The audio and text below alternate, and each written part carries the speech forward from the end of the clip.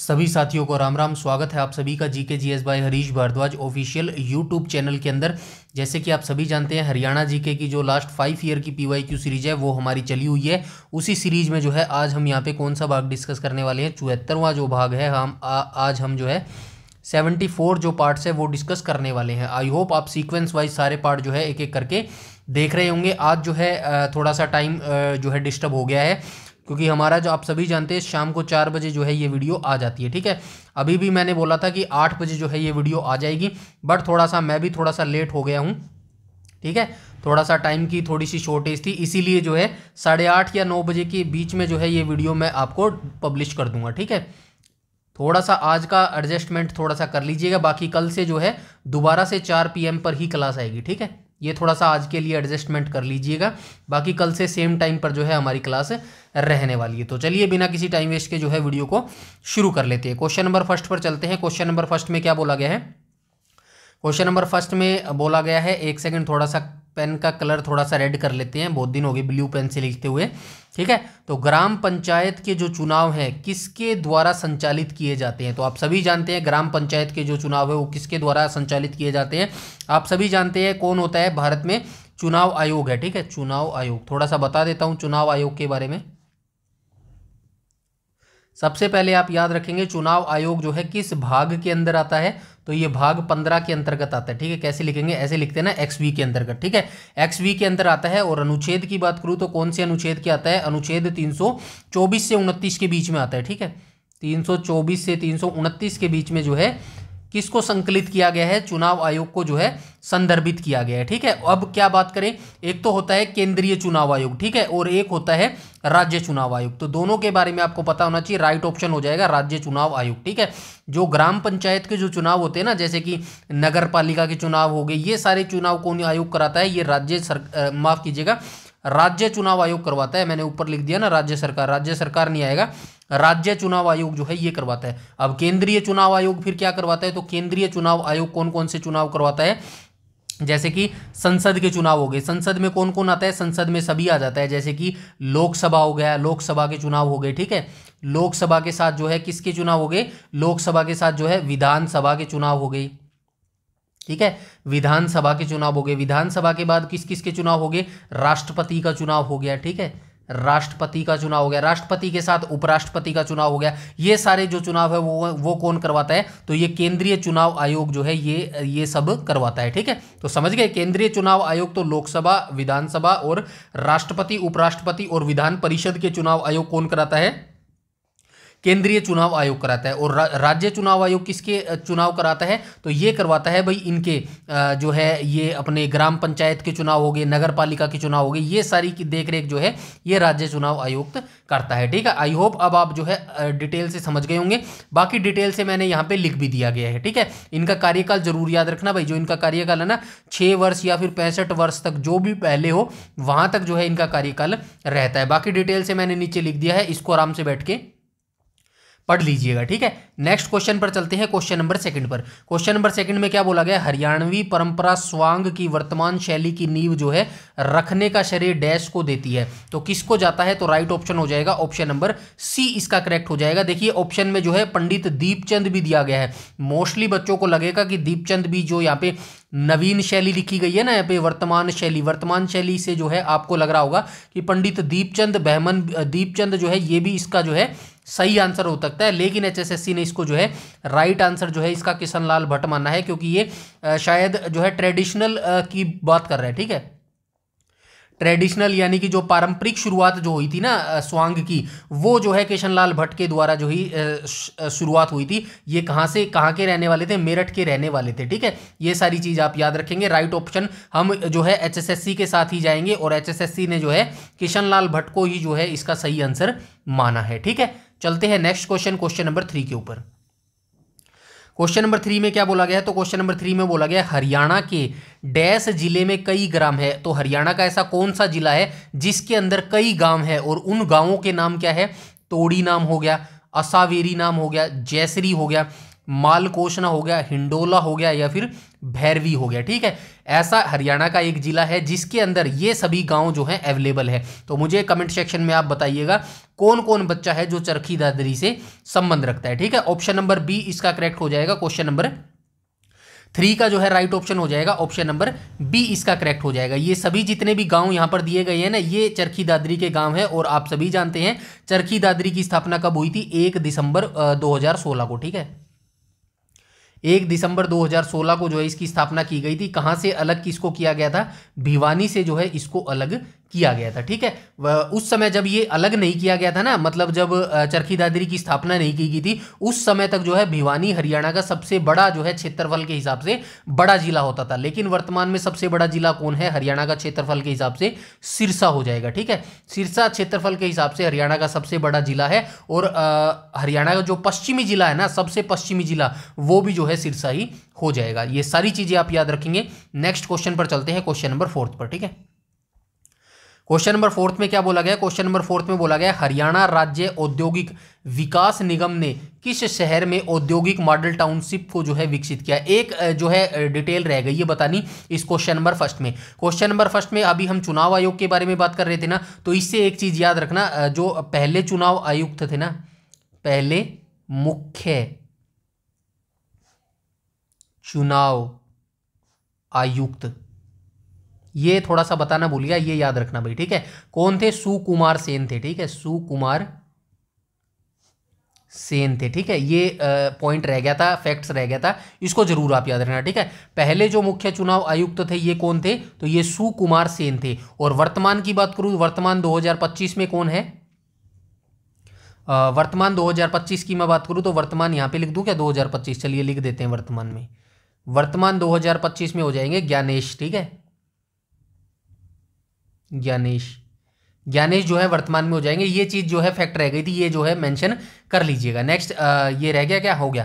Question number 4 रह गया था। क्वेश्चन नंबर 4 को देख लेते हैं, चलिए नीचे से ही देख लेते हैं इसको। तो हरियाणा राज्य औद्योगिक विकास निगम ने किस शहर में औद्योगिक मॉडल टाउनशिप को जो है विकसित किया था? तो क्वेश्चन नंबर 4 का क्या हो जाएगा? क्वेश्चन नंबर 4 का जो है राइट ऑप्शन हो जाएगा, ऑप्शन नंबर ए इसका जो है करेक्ट हो जाएगा, ठीक है। ए यानी कि मानेसर हो जाएगा। और मानेसर कहां पर अवस्थित है? मानेसर जो है गुरुग्राम के अंतर्गत अवस्थित है, ठीक है। 1990 के दशक में जो है ये औद्योगिक मॉडल टाउनशिप जो है विकसित की गई थी, ये आप याद रखना, ठीक है। गुरुग्राम पहले इसको किस नाम से जाना जाता था? गुड़गांव के नाम से जाना जाता था, ठीक है, गुड़गांव के नाम से। और इसकी स्थापना कब हुई थी? जब हरियाणा का उदय हुआ था ना, 1 नवंबर 1966 को, उसी समय जो है 1966, उसी समय जो है किसकी स्थापना हुई थी? ये गुड़गांव की भी जो है स्थापना हो गई थी, ठीक है। अब इसकी स्थापना आप याद रखेंगे, ये जो आप यहाँ पे देख रहे हैं ना, इसके बारे में याद रखना, हरियाणा राज्य औद्योगिक विकास निगम, इसके बारे में थोड़ी सी डिटेल आप याद रखना। नीचे मैंने इसके बारे में अच्छे से लिख दिया है, स्थापना वर्ष, ठीक है, ये याद रखना, पूछा जा सकता है। HSIIDC इसकी स्थापना कब हुई थी? 8 मार्च 1967 को इसकी स्थापना हुई थी। और जो है इसकी फुल फॉर्म जरूर याद रखना, HSIIDC की फुल फॉर्म जो है अभी तक पूछी भी जा चुकी है, दोबारा भी पूछी जा सकती है। हिंदी में इसको बोलेंगे हरियाणा राज्य औद्योगिक और अवसंरचना विकास निगम, और इंग्लिश में बोलेंगे Haryana state industrial and infrastructure development corporation, ठीक है। दोनों मैंने इसलिए लिखी है, कई बार जो है इंग्लिश को ही हिंदी में लिख देता है, ठीक है, इसीलिए जो है मैंने हिंदी में भी लिख दिया और इंग्लिश में भी लिख दिया, ताकि कोई भी समस्या आपको ना आए, ठीक है। नेक्स्ट क्वेश्चन पर चलते हैं, क्वेश्चन नंबर 5 पर।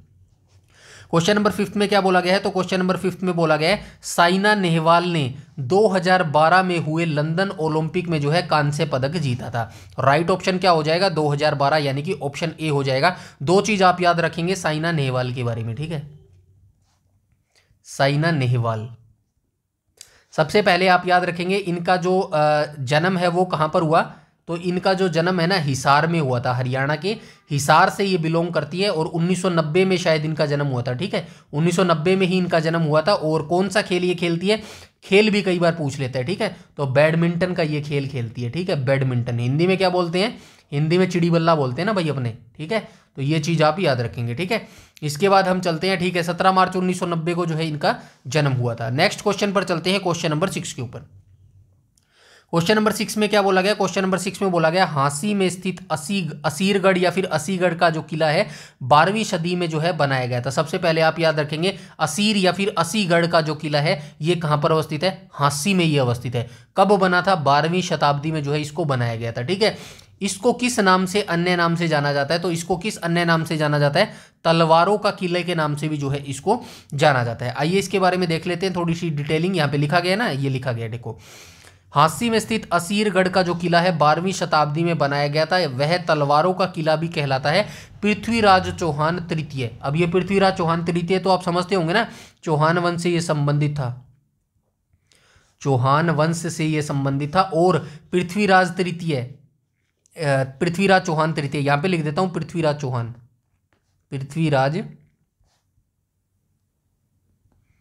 चौहान तृतीय। तो ये कौन था भाई तृतीय? ये था राय पिथोरा, राय पिथोरा का नाम से भी जानते थे।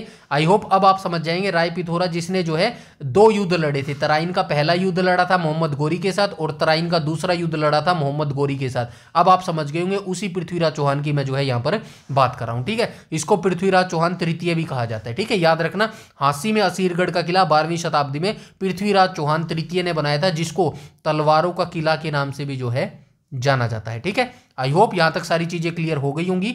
नेक्स्ट क्वेश्चन पर चलते हैं, क्वेश्चन नंबर 7 पर। क्वेश्चन नंबर 7 में क्या बोला गया है? तो क्वेश्चन नंबर 7 में बोला गया है, हरियाणा के करनाल जिले के नीलोखेड़ी में खोला गया टेक्नोलॉजी ट्रेनिंग सेंटर निम्नलिखित में से किस फसल को समर्पित है? तो ये आलू फसल को समर्पित है, ठीक है, आलू फसल को ये समर्पित है। क्यों आलू फसल को समर्पित है, नीचे मैंने डिटेल से दे दिया है। आइए यहाँ पे एक एक करके देख लेते हैं। हरियाणा के करनाल जिले में नीलोखेड़ी के पास शामगढ़ गांव है, यहीं पर जो है आलू प्रौद्योगिकी केंद्र का जो है उद्घाटन 8 अप्रैल 2016 को किया गया था। इसका उद्देश्य क्या था? इस केंद्र का मुख्य उद्देश्य आलू के उत्पादन और अनुसंधान को बढ़ावा देना। इसका लक्ष्य किसानों को आलू की उन्नत किस्मों और खेती की आधुनिक तकनीक में जो है अवगत कराना है। टेक्नोलॉजी की बात करूं तो आलू के पौधों को टिश्यू कल्चर तकनीक द्वारा जो है तैयार किया जाता है। ये याद रखना भाई, ये पूछा जा सकता है आलू को जो है किस जो है तकनीक से यहाँ पर तैयार किया जाता है, तो टिश्यू कल्चर तकनीक है भाई, इससे जो है आलू को तैयार किया जाता है, ठीक है। डिटेल से याद रखना है आपको ये सारी चीजें, ठीक है। ये सारी चीजें आपको यहाँ पर जो दी गई है ना, वो याद रखने के पर्पज से ही दी गई है, इसको पढ़ लेना आराम से बैठ के, ठीक है। नेक्स्ट क्वेश्चन पर चलते हैं, क्वेश्चन नंबर 8 पर। क्वेश्चन नंबर 8 में क्या बोला गया? तो क्वेश्चन नंबर 8 में बोला गया, हरियाणा में फरीदाबाद की यह झील तोमर वंश के शासन के दौरान जो है स्थापित की गई थी। तो आप सभी जानते हैं दिल्ली जो वर्तमान में दिल्ली आप देख रहे हो ना, दिल्ली, इसकी स्थापना ढिल्लिका के नाम से की थी, ठीक है। ढिल्लिका के नाम से किसने की थी? तोमर वंश ने की थी, ठीक है, तोमर वंश ने की थी। तोमर वंश का राजा कौन होता था? अनंगपाल तोमर होता था, ठीक है, अनंगपाल तोमर, ठीक है। अनंगपाल तोमर प्रथम होता था ये, ठीक है, अनंगपाल तोमर ये प्रथम होता था। इसी के द्वारा जो है ये स्थापना की गई थी ढिल्लिका नाम की, ठीक है, वर्तमान में जिसको आप दिल्ली के नाम से जानते हैं। इसके पुत्र का क्या नाम था? अनंगपाल के पुत्र का नाम था सूरजपाल, ठीक है, सूरजपाल। कहाँ गया सूरजपाल? नहीं लिखा क्या? चलिए कोई नहीं, यहाँ पे लिख देता हूं। इसके पुत्र का नाम था सूरजपाल, पुत्र सूरजपाल के द्वारा किसकी स्थापना की गई थी? सूरजकुंड की,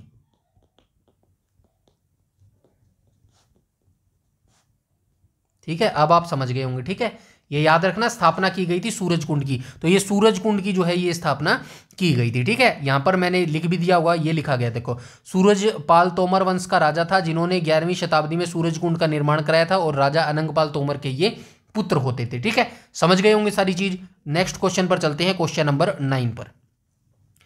क्वेश्चन नंबर 9 में क्या बोला गया? क्वेश्चन नंबर 9 में बोला गया, निम्नलिखित में से कौन सी हरियाणा की दक्षिण पश्चिम सीमा है? तो दक्षिण पश्चिम आप सभी जानते हैं, अगर जिले की बात करेगा, अगर जिले में पूछेगा ना कि हरियाणा का सबसे पश्चिमी जिला कौन सा है, तो आप बताएंगे सिरसा जिला जो है हरियाणा का सबसे पश्चिम जिला है। अब ये पूछ रहा है भाई इनमें से कौन सा है पश्चिमी, जो दिशा डिसाइड करता है हरियाणा की, तो घग्गर नदी हो जाएगी, ठीक है। क्यों हो जाएगी ये भी मैं आपको बताने वाला हूं। सबसे पहले आप याद रखेंगे उद्गम, उद्गम स्थल जो है घग्गर नदी का आप याद रखेंगे। कहां से निकलती है ये? HP यानी कि हिमाचल प्रदेश के शिवालिक पहाड़ियों से ये निकलती है, ठीक है,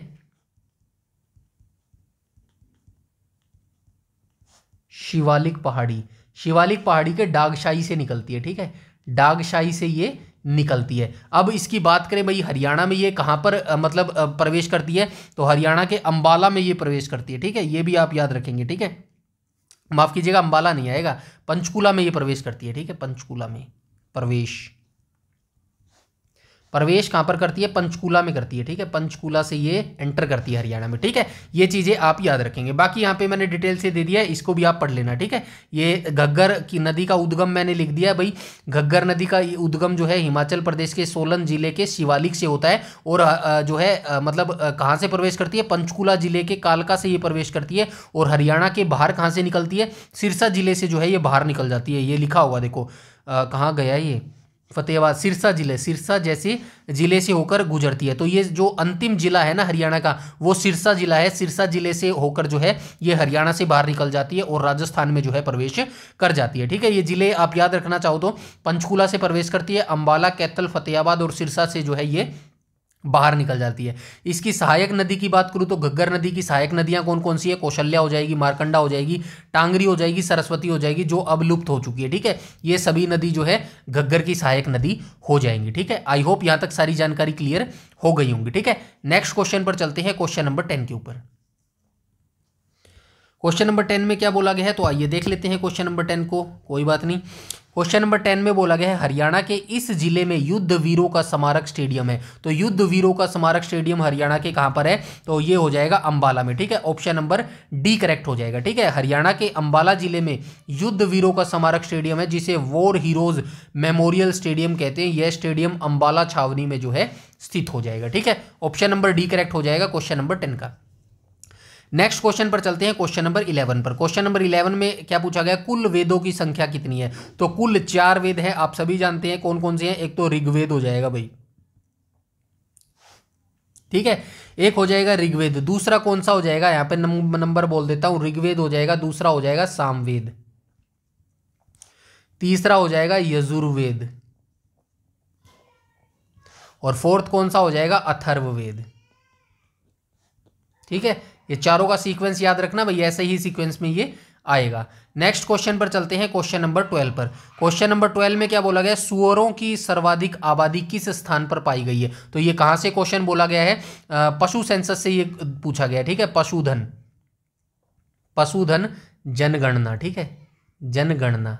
अभी लेटेस्ट जनगणना हुई है 2019 में, अभी लेटेस्ट जनगणना चल रही है जो 2025 में आई होप समाप्त हो जाएगी। उसका जैसे ही लेटेस्ट डाटा आएगा वो भी मैं करवा दूंगा। अभी हमारी जो सीरीज चल रही है, मैं थोड़ा सा बता देता हूं, एनिमल हस्बेंड्री हमारी चल रही है, ठीक है।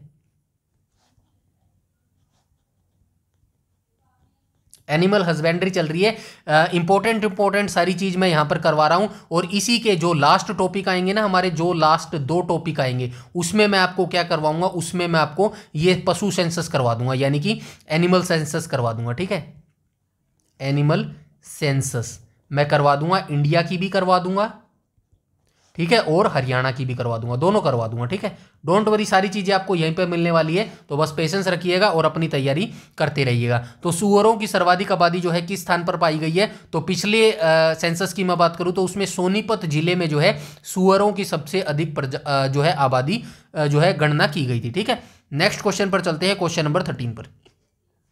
क्वेश्चन नंबर 13 में क्या बोला गया है, निम्नलिखित में से हरियाणा का कौन सा नृत्य रबी की फसल को बोने का संकेत है। एक्चुअली ये बोने का संकेत नहीं आएगा, ये कटाई का संकेत आएगा, ठीक है। यहाँ पे चलिए कोई बात नहीं, एग्जामिनर ने लिखा है तो कुछ सोच के ही लिखा होगा। वैसे जब ये नृत्य होता है ना, ये लूर नृत्य आएगा इसका राइट ऑप्शन। लूर नृत्य कब किया जाता है, होली के आसपास ये नृत्य किया जाता है, और होली के आसपास क्या समय होता है, रबी की कटाई का समय होता है, ठीक है, रबी की कटाई का समय। आप सभी जानते हैं ना, रबी की कटाई जो है बोया कब जाता है, अक्टूबर नवंबर में जो है इसको बोया जाता है, और मार्च अप्रैल में जो है इसकी कटाई कर ली जाती है, और इसी समय मार्च के समय में जो है होली का त्यौहार आता है, और उसी समय जो है ये लूर नृत्य किया जाता है। क्वेश्चन नंबर 13 का राइट ऑप्शन हो जाएगा ऑप्शन नंबर बी, इसको एक बार पढ़ लेना, ठीक है। और यहाँ पे एक झूमर नृत्य दिया गया ना, झूमर नृत्य, ये झूमर नृत्य को क्या कहा जाता है, हरियाणा का गिद्दा कहा जाता है भाई, ठीक है। यहाँ पे नीचे लिख भी दिया गया है, कोई नहीं, इसको देख लो। हरियाणा का जो आपसे डायरेक्ट पूछा जाएगा, अभी तक पूछा भी गया है, इन फ्यूचर में भी पूछा जा सकता है, हरियाणा का गिद्दा जो है किस नृत्य को कहा जाता है, तो झूमर नृत्य को जो है हरियाणा का गिद्दा कहा जाता है। और एक और सीक्वेंस में जो है ये क्वेश्चन पूछा जा सकता है, जैसे कि हरियाणा का ऐसा कौन सा नृत्य है जिसका नाम जो है आभूषण के नाम पर पड़ा है, ठीक है। यहां पे लिख देता हूं, हरियाणा का ऐसा नृत्य जिसका नाम आभूषण के नाम पर रखा गया है, ठीक है, आभूषण के नाम पर रखा गया है। ठीक है, तो ये दो चीज आप जरूर याद रखना भाई, और इन दोनों चीजों से एचएसएससी ना जाने कितनी बार क्वेश्चन पूछ सके है मैं बता देता हूं। पहला चीज तो यही डायरेक्ट आपसे पूछेगा हरियाणा का गिद्दा किसे कहा जाता है, तो झूमर नृत्य को हरियाणा का गिद्दा कहा जाता है। ठीक है, दूसरा आपसे क्या पूछेगा, दूसरा आपसे पूछेगा हरियाणा का ऐसा नृत्य बताओ भाई जिसका नाम आभूषण के नाम पर जो है रखा गया है, तो ये भी नृत्य जो है झूमर नृत्य ही हो जाएगा। ठीक है, दोनों चीजें आप याद रखेंगे। नेक्स्ट क्वेश्चन पर चलते हैं, क्वेश्चन नंबर 14 पर। क्वेश्चन नंबर 14 में क्या बोला गया, महाभारत कथा के अनुसार युधिष्ठिर ने महाभारत युद्ध में मारे गए अपने बंधुओं का किस प्रदेश में भेंट चढ़ाया था। भेंट चढ़ाने का मतलब यहाँ पे एग्जामिनर क्या पूछने की कोशिश कर रहा है, जो पिंड दान किया था ना युधिष्ठिर ने, 18 दिनों तक युद्ध चला था, आप सभी जानते हैं। महाभारत महाभारत महाभारत का युद्ध कितने दिनों तक चला था, 18 दिनों तक चला था। इसी में जो इसके भाई बंधु मारे गए थे युधिष्ठिर के, उनका जो पिंडदान इन्होंने किया था वो कहां पर किया था, सरस्वती तीर्थ में किया था। ठीक है, ऑप्शन नंबर 14 का जो है राइट ऑप्शन हो जाएगा, ऑप्शन नंबर ए करेक्ट हो जाएगा। ठीक है, यहां पे ये देख लेना, युधिष्ठिर ने कुरुक्षेत्र युद्ध के बाद हरियाणा में बहने वाली प्राचीन सरस्वती नदी के तट पर विभिन्न तीर्थों पर जाकर तर्पण और पिंडदान जो है किया था, जो ताकि द्विंगत आत्माओं को जो है शांति मिल सके। ठीक है, ये याद रखना कहाँ गई, सरस्वती नदी। ठीक है, वर्तमान में तो ये लुप्त हो चुकी है, लेकिन इसी नदी पर जो है इन्होंने पिंडदान वगैरह किया था। नेक्स्ट क्वेश्चन पर चलते हैं, क्वेश्चन नंबर 15 पर। क्वेश्चन नंबर 15 में क्या बोला गया, सेठ छज्जू राम डैश वर्ष में हरियाणा के हिसार से पंजाब विधान परिषद के सदस्य के रूप में चुने गए थे। 1927 में जो है ये पंजाब विधान परिषद के रूप में जो है सदस्य के रूप में जो है चुने गए थे। नेक्स्ट क्वेश्चन चलते हैं, क्वेश्चन नंबर 16 पर। क्वेश्चन नंबर 16 में क्या बोला गया है, तो 16 में बोला गया है एकलव्य को समर्पित एकमात्र मंदिर हरियाणा के किस ग्राम में स्थित है, तो ये हरियाणा के गुरुग्राम में स्थित है। ठीक है, हरियाणा के गुरुग्राम में स्थित है, और ये हरियाणा का गुरुग्राम का गांव कौन सा है, खांडसा गांव हो जाएगा। ठीक है, इसी में जो है एकलव्य को समर्पित हरियाणा का एकमात्र मंदिर अवस्थित हो जाएगा। नेक्स्ट क्वेश्चन पर चलते हैं, क्वेश्चन नंबर 17 पर।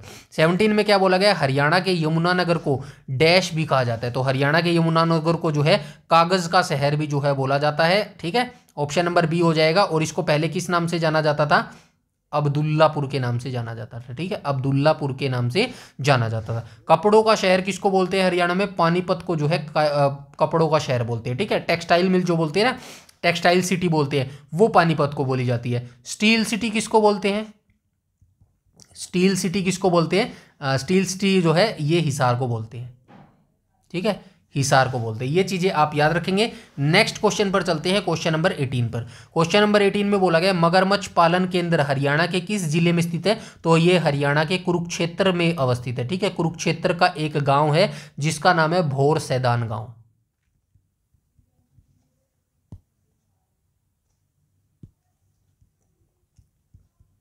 ठीक है, भोर सैदान गांव है कुरुक्षेत्र में, वहीं पर जो है ये मगरमच्छ पालन जो केंद्र अवस्थित है। कहां पर गया, ऑप्शन नंबर डी मिलेगा, ऑप्शन नंबर डी कुरुक्षेत्र। अच्छा, ऑप्शन नंबर बी है क्या, ठीक है चलिए कोई बात नहीं, हो जाती है कई बार मिस्टेक। ठीक है, क्वेश्चन नंबर 19 पर चलते हैं। 19 में क्या बोला गया, तो 19 में बोला गया हरियाणा के किस जिले में एस्बेस्टस पाया जाता है। हरियाणा का महेंद्रगढ़ जिला एकमात्र ऐसा है, जितने भी खनिज मिनरल्स पाए जाते हैं ना वो महेंद्रगढ़ में ही पाए जाते हैं। ठीक है, याद रखना महेंद्रगढ़ जिले में जो है एस्बेस्टस पाया जाता है। नेक्स्ट क्वेश्चन पर चलते हैं, क्वेश्चन नंबर 20 पर। क्वेश्चन नंबर 20 में बोला गया संचार टावर नियम हरियाणा पंचायती राज अधिनियम हरियाणा सरकार गजट में डैश प्रकाशित किया गया था, तो 2012 में ये प्रकाशित किया गया था। ठीक है, तो ये याद रखना हरियाणा पंचायती राज अधिनियम के तहत हरियाणा पंचायती राज संचार टावरों का विनियम 2012 को हरियाणा सरकार के गजट में 2012 में जो है प्रकाशित किया गया था। ठीक है, ये याद रखना, इंपॉर्टेंट आगे भी पूछा जा सकता है। नेक्स्ट क्वेश्चन पर चलते हैं, क्वेश्चन नंबर 21। इसमें बोला गया हरियाणा का कौन सा जिला खनिज संसाधनों में धनी है। अभी बता के आया हूं, महेंद्रगढ़ जिला एकमात्र हरियाणा का ऐसा जिला है, जितने भी हरियाणा में खनिज पाए जाते हैं वैसे तो ज़्यादा नहीं पाए जाते, थोड़े मोटे पाए जाते हैं, वो भी हरियाणा के महेंद्रगढ़ जिले में ही पाए जाते हैं। ठीक है, नेक्स्ट क्वेश्चन पर चलते हैं, क्वेश्चन नंबर 22 पर। क्वेश्चन नंबर 22 में बोला गया हरियाणा की यह नृत्य शैली का नाम एक आभूषण के नाम पर रखा गया है। अभी ऊपर बता के आया हूँ, ये कौन सा नृत्य हो जाएगा, फाग नहीं होएगा, दाफ नहीं होएगा, गुग्गा नहीं होएगा, इनमें से कोई नहीं, तो ये हो जाएगा, तो कौन सा हो जाएगा, झूमर हो जाएगा। ठीक है, ये झूमर नृत्य, झूमर नृत्य हो जाएगा, राइट ऑप्शन हो जाएगा, ऑप्शन नंबर डी। इसके बाद हम चलते हैं क्वेश्चन नंबर 23 पर। क्वेश्चन नंबर 23 में बोला गया अहीर वाटी बोली मुख्य रूप से निम्नलिखित में से हरियाणा के किस जिले में बोली जाती है? तो ये मुख्य रूप से हरियाणा के महेंद्रगढ़ और रेवाड़ी में बोली जाती है। ठीक है, 2 जिलों में बोली जाती है मुख्य रूप से, याद रखना महेंद्रगढ़ और रेवाड़ी। यहां पर लिख देता हूं महेंद्रगढ़ और रेवाड़ी। वैसे तो आपको देखने को मिलेगा कहां पर, गुरुग्राम का भी कुछ हिस्सा जो है वहां पर भी अहिरवाटी बोली जाती है, लेकिन मुख्य रूप से यहां पे पूछा गया तो मुख्य रूप से महेंद्रगढ़ और रेवाड़ी में ही जो है ये अहिरवाटी मुख्य रूप से बोली जाती है। ठीक है, तो आज का वीडियो सेशन हम यहीं समाप्त करते हैं। आज थोड़ा सा लेट भी हो गया है, समय के लिए मैं माफ़ी चाहता हूं, आज थोड़ा सा मैं लेट हो गया हूं, 4 बजे ये वीडियो आपको नहीं दे पाया, लेकिन कंसिस्टेंसी बनाए रखनी जरूरी थी, इसीलिए जो है ये वीडियो मैं अभी 8:30 बजे जो है पब्लिश कर रहा हूं। ठीक है, ऊपर आप टाइम देख लो टैब के ऊपर, 8:13 बजे। ठीक है, 8 थोड़ा सा 5-10 मिनट शेड्यूल लगाने में भी लगेंगे, तो 8:30 बजे जो है ये वीडियो आ जाएगी आपकी। ठीक है, तो थोड़ा सा बनाए रखिएगा, पेशेंस बनाए रखिएगा, डोंट वरी, सारी तैयारी जो मैंने अपना कमिटमेंट किया है ना मेरे एंड से बिल्कुल वो कंप्लीट करूंगा। बस आप ऐसे ही तैयारी करते रहिएगा, लगे रहिएगा, मेहनत करते रहिएगा, जरूर आपकी मेहनत एक बार जो है सफल होएगी एंड में। ठीक है, बाकी कोई भी अगर आपका डाउट, क्वेरी या सजेशन है तो आप कमेंट सेक्शन में कमेंट करके बता दीजिएगा। किसी भी रिगार्डिंग आपका कोई भी डाउट है, क्वेरी है, सजेशन है तो बता दीजिएगा। ठीक है, और बस मेरे मोटिवेशन के लिए आपको एक ही काम करना है, हमेशा की तरह वीडियो को लाइक और शेयर कर देना। ठीक है, और जो बच्चा पहली बार वीडियो पर देख रहा है तो चैनल को सब्सक्राइब कर लीजिएगा और बेल आइकन बटन को टैप कर लीजिएगा, ताकि समय पर आपको सारी नोटिफिकेशन मिलती रहे। और सारी पीडीएफ्स को फ्री में डाउनलोड करने के लिए हमारा जो टेलीग्राम चैनल है उसको ज्वाइन कर लेना, जिसका लिंक आपको इसी वीडियो के डिस्क्रिप्शन में मिल जाएगा। ठीक है, मिलते हैं कल वाले सेशन में शाम को 4 बजे। आज के लिए इतना ही, तब तक के लिए धन्यवाद।